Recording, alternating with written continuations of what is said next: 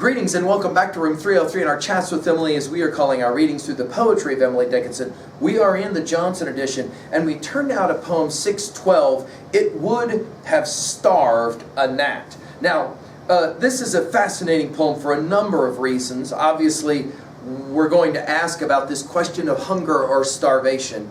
Emily, I think, was very impressed by the Sermon on the Mount and the Beatitudes, and especially Matthew 5:6. Blessed are they who hunger and thirst after righteousness, for they shall be filled. Now, this poem is going to take us back to several that we've already studied. You will maybe recall when we did 579.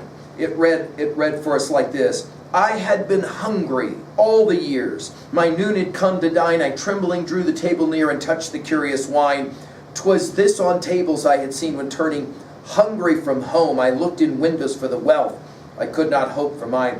I did not know the ample bread. 'Twas so unlike the crumb the birds and I had often shared in nature's dining room. The plenty hurt me. 'Twas so new myself felt ill and odd as berry of a mountain bush transplanted to the road. Nor was I hungry, so I found that hunger was a way of persons outside windows. The entering takes away. You guys will remember when we did 439 that she said it this way. Undue significance a starving man attaches to food, far off he sighs, and therefore hopeless, and therefore good.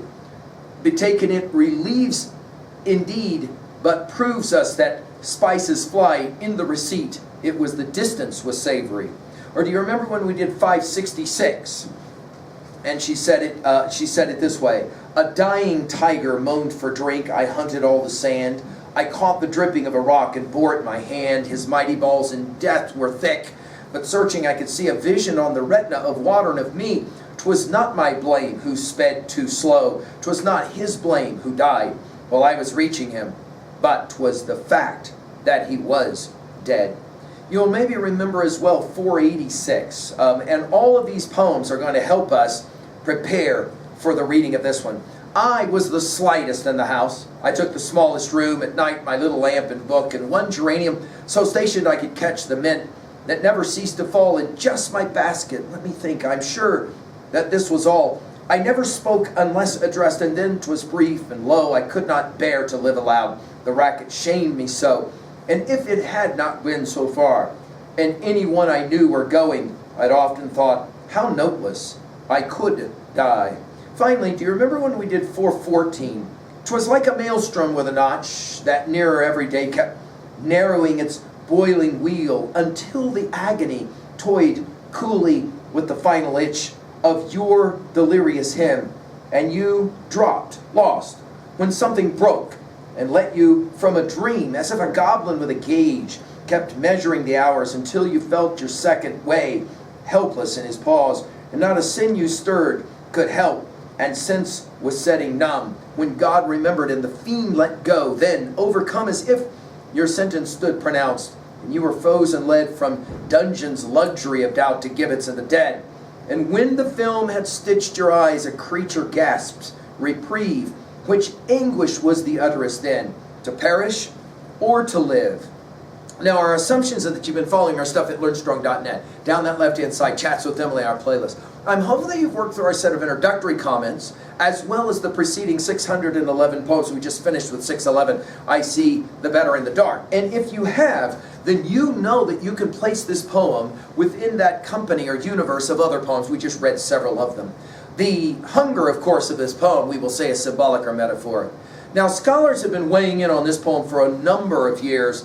Emily, at 31, is writing about what one scholar calls the emotional essence of Emily's early years. Another scholar has called this, quote, a mismatch between Emily's needs and her resources.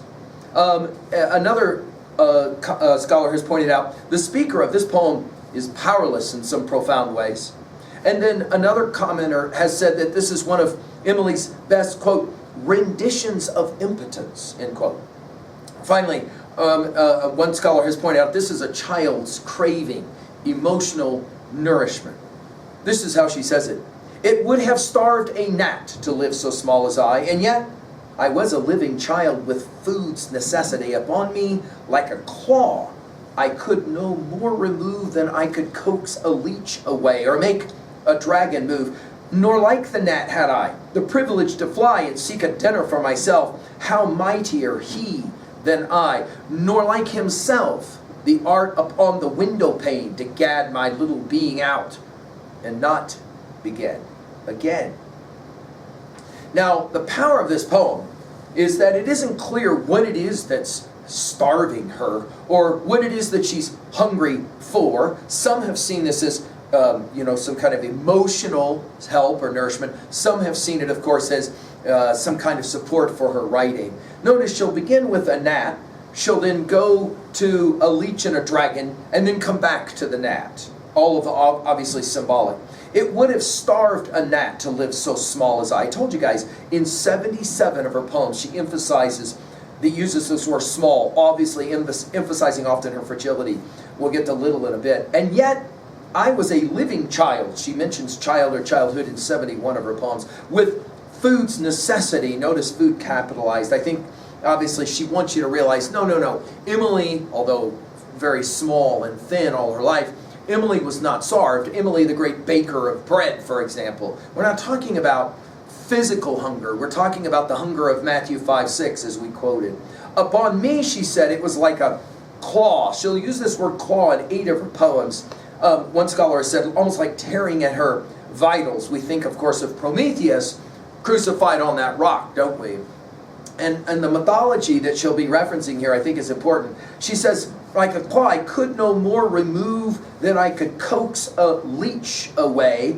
Now, remember, leech, by the way, the only time she ever uses this word in all of her poetry is here. Leech is, of course, placed on top of sores or an area that needs to have the blood sucked from it during Emily's time.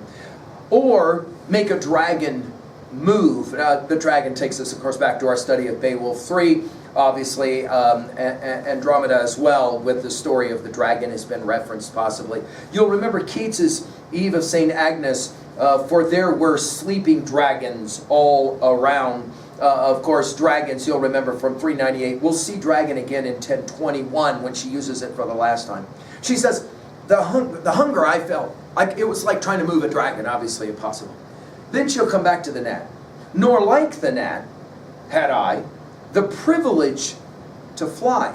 Of course, fly will be referenced here as escape, right? And of course, fly and die for Emily are always so closely associated.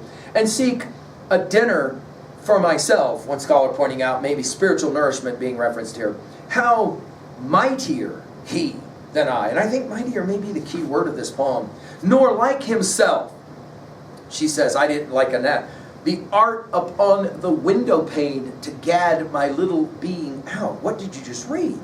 She says, I didn't have the ability to fly against the window pane to end my life. She's referencing here suicide on some level, right? Of course, we immediately think of 465, and I heard a fly buzz when I died, no doubt, and that fly banging against the window pane. She says, I couldn't gad my little being out. She only uses this word one time in all of her poetry, and it's here. I can't help but read this word gad and think about Socrates' apology, calling himself a gadfly. Notice being is capitalized, but it's the little being. And again, in 172 poems, she emphasizes little. We'll get to little in 613, the next poem, a little girl. And in fact, these two poems, 612 and 613, have often been read as companion reads. She says, I couldn't do what the gnat was able to do. But notice, we're going to begin it all over again. Are we talking about starting the struggle all over the next day, or are we talking about the possibility of afterlife? I'm going to leave that one to you to decide. At 2a, what is the point here? I think her argument is that it's hard not to get the thing that you want, as especially an artist. At 2b, well, the symbolism of the gnats and the leeches and the dragons are fairly self-obvious. One scholar has pointed out at 3a, one scholar has pointed out the potentiality that maybe this gnat comes from her reading of Shakespeare's Romeo and Juliet, where you'll remember Mercutio will say of Queen Mab that her, quote, wagoneer was a small gray-coated gnat. It's also possible her love of the poem, of the play Cymbeline in Act 1, Scene 3, lines 27 and 28. You'll remember Imogen, without her husband, will say that she would have watched his departure, quote, till he had melted from the smallness of a gnat to I, end quote. Finally, at 3b, to own a poem like this, when was a time when you were hungry? Can't help but think of, as well, of Kafka's Hunger Artist, right? Thank you.